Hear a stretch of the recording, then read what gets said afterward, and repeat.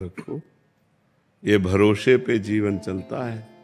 अगर हम भगवान के भरोसे हैं तो हम अपनी तुम्हें बताएं। आज 17 वर्ष पहले की बात, हालत ऐसी खराब कि शरीर उठने लायक नहीं, स्वयं पानी लेके पीना है, स्वयं रोटी मांग के खाना है, दवा के लिए पैसे नहीं, एक आदमी हमारे पास नहीं।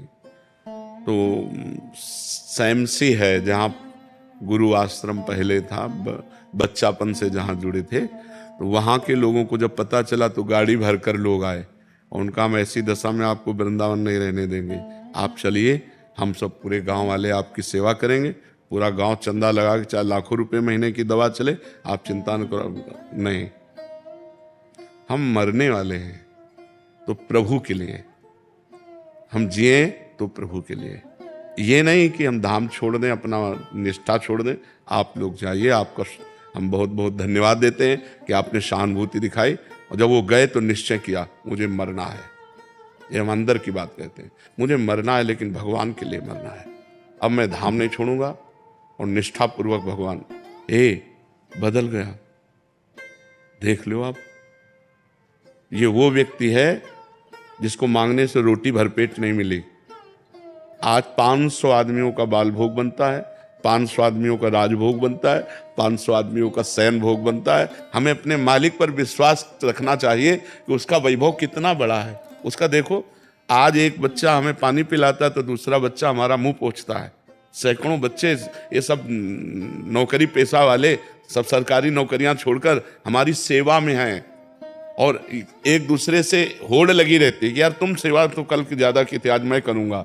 आप विचार, अपना बाप का पैदा किया हुआ बेटा भी सेवा करना नहीं चाहता अपने बाप की, और ये अन्य बाप से पैदा हुए और ये सेवा। पहली बात तो ये नहीं सोचना चाहिए कि बुढ़ापे में मेरी सेवा कौन करेगा। जिसके लिए हमने जवानी दी तो वही बुढ़ापे में आएगा।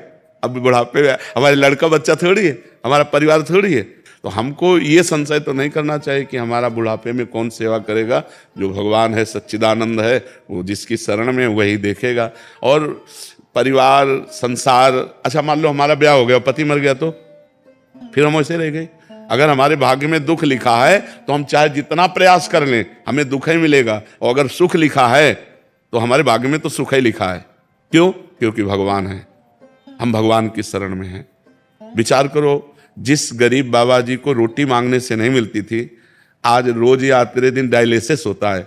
भरोसो दृढ़ इन चरणन केरो, भरोसो दृढ़ इन चरणन। जब प्रभु के चरणों का हम भरोसा कर लेते हैं तो फिर ये प्रश्न नहीं होना चाहिए कि मेरी वृद्धावस्था में कौन सेवा करेगा। नहीं, ये नहीं सोचना चाहिए। हमने जीवन भगवान को दिया है, अगर वो तड़प तड़प करके मरने का अवसर आएगा तो हम तड़प तड़प कर उन्हीं को पुकारेंगे, राधा राधा, और मर जाएंगे हम उनके लिए। तो उनके लिए जब समर्पित हो गए, अरे पूछो मत, पूरा जगत प्यार कर रहा है, पूरा जगत प्यार कर रहा है। जब प्रभु के लिए मरने के लिए तैयार हुए तो उन्होंने अमर कर दिया।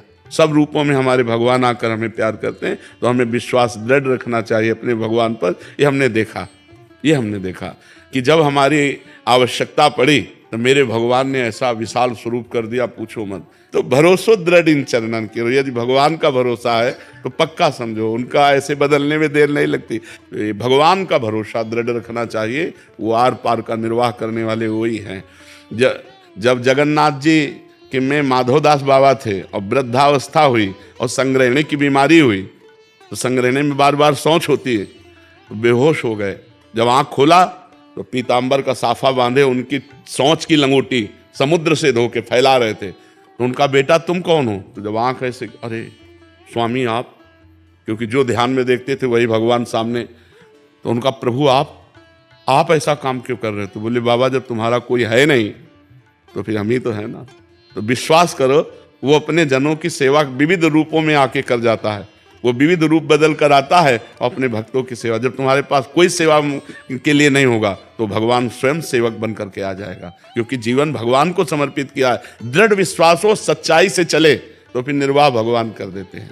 तो देव भगवान आपके श्री जी के अलावा कोई आश्रय नहीं, एक बार आप बोल दीजिए आप हमेशा मेरे साथ रहोगे। श्री जी ही सबके साथ है, श्री जी, क्योंकि ये शरीर तो आज है कल नहीं, इसका भरोसा नहीं। देखो ये शरीर नाशवान है, इसका भरोसा नहीं, इसका भरोसा तो धोखे का भरोसा होगा। ये आज शरीर है कल नहीं, लेकिन ये जो अंदर है वो था, वो है और वो रहेगा। जो अंदर तत्व है वो था, वो है, वो रहेगा, वही श्री जी का निज स्वरूप है, वही श्री जी का निज जन है।